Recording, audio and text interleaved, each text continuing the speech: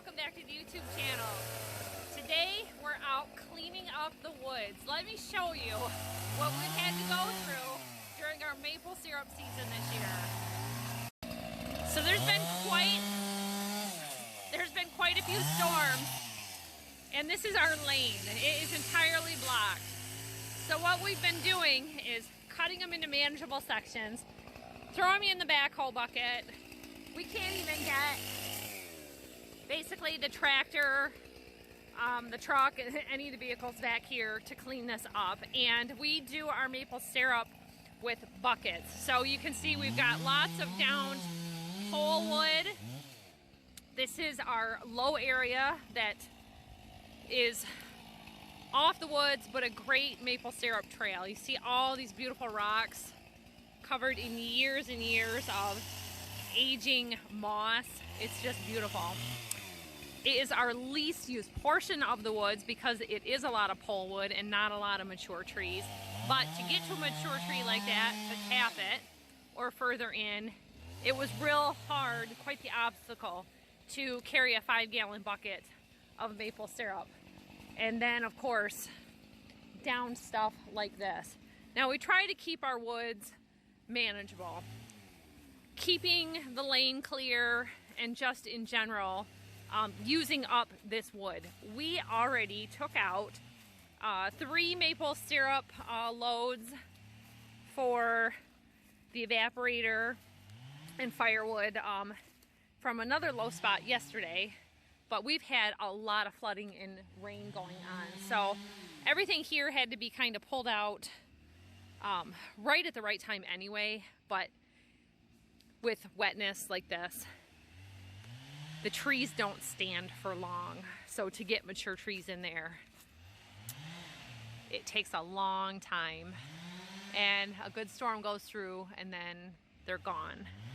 A lot of good firewood here for heating the house, making hot water, and just in general for making maple syrup. So when people talk about doing maple syrup, a lot of old timers used to use fuel oil on a fuel oil burner for their maple syrup evaporator. Hobbyists these days tend to all do it small scale.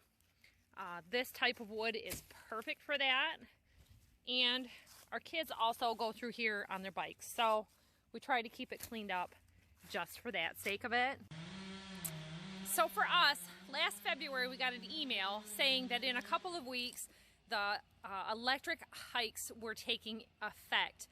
Throughout our state, the government is requiring that the energy supplier have so much renewable energy, like from solar, wind, any geothermal maybe, and to replace some of that cost or expense. Of course, the government gave money to do it, but then they raised our hikes in turn also to cover those grids. And we're in like a co-op, not just a regular deal. So I think our rates are a little higher anyway. So this blue stake here is the property line through the woods.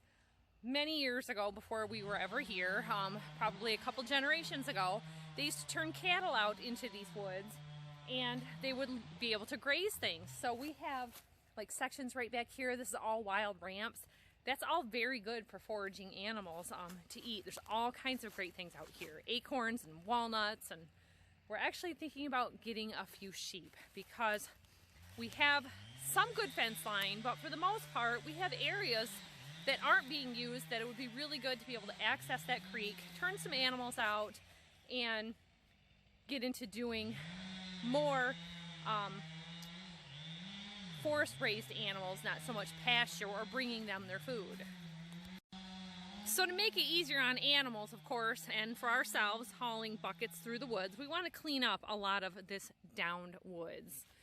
On the other hand, this is the other side of the property line. I made a video 2 years ago, I guess, about logging and preserving our woods for generations to come. The neighbors, on the other hand, after many years, they decided to log. And Logging styles differ and vary, but everyone's always told me, go with the Amish. They'll use horses, they'll clean it up, and they will be respectful of the land. I don't know what company did it, and they had their own sawmill up there. It was great. Everything that was like firewood, they just left, and the owners of this land don't have a use for the firewood. So it's not going to get cleaned up. It is unsightly. It is a mess. Now when we're cleaning up our stuff, like the branches, even stuff like this, it gets floated down and we clean it up. So a lot of this is what you call floodplains. The creek changes and twists and turns, and it splits off twice through our woods. And this is one of our beautiful creeks over here. But you can just see everything that's down over here is mostly from logging. We could probably cut wood every day for 2 years, probably longer, if we just kind of worked in sections and never ever be done with the previously downed trees.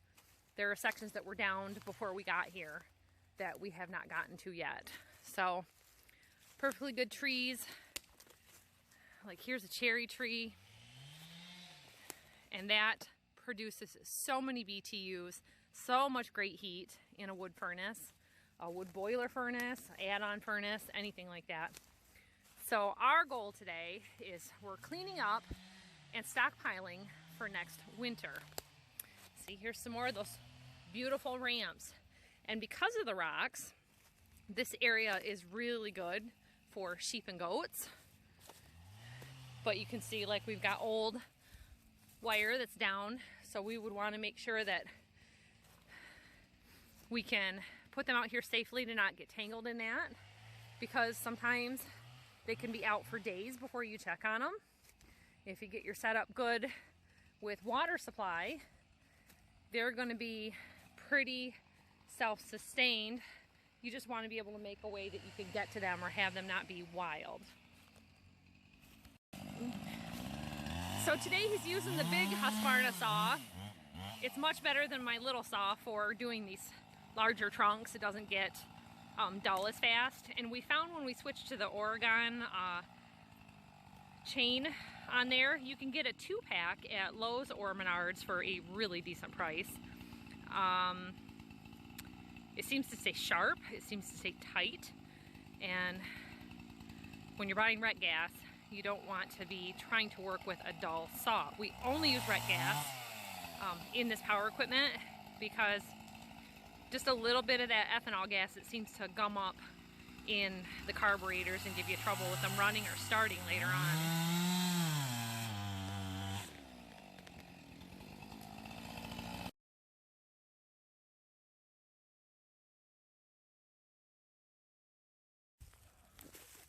So if you're an avid forager, just comes from my roots,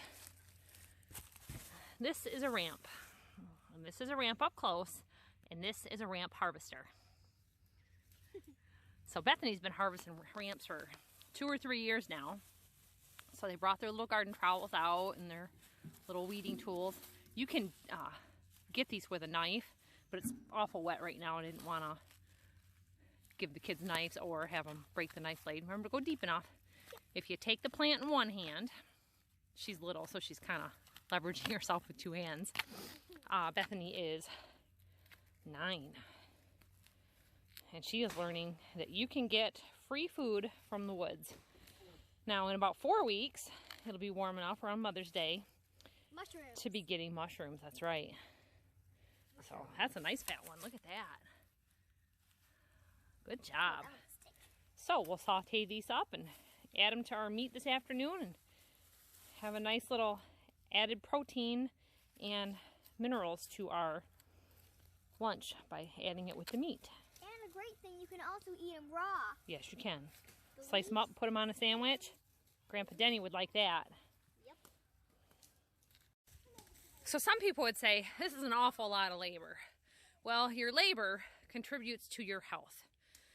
your well-being, your wealth in the end. 3 buckets of this.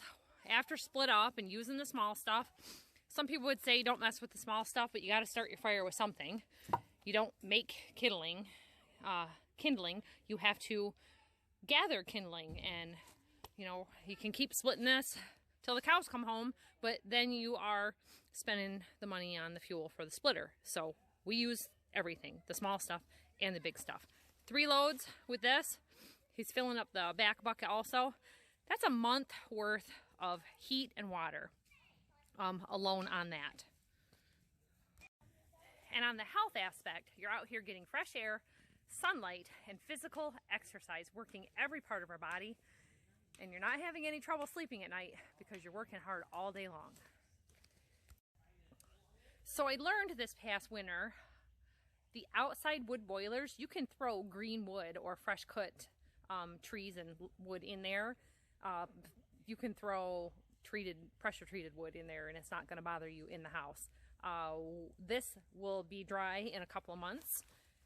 Obviously, the longer you dry it, the better. So you don't want to be out trying to gather firewood in the fall. It's also very hard to get into these woods in the summer months for lots of reasons. We call them pokies. Everything with prickers on them, brambles, they catch your clothes quite a bit. Picking up all this dead stuff or standing dead timber, you can actually cut and girdle a live tree to the point that it will still stand to kill the tree to start getting it to dry. And they do that in a lot of places because they don't have storage for the drying firewood. So without actually cutting any big live trees, we have plenty to do out here with the stuff that is fallen from a storm, that is green, or the standing dead woods. So we try to spend our firewood with the kids. They've been picking ramps, riding bikes, climbing rocks, and we are fully loaded and low on gas, and it's time to stop and sharpen the chainsaw. So that's going to be it for this video, everyone. Thanks for watching. Remember to give a thumbs up, and we'll see you next time. Bye-bye.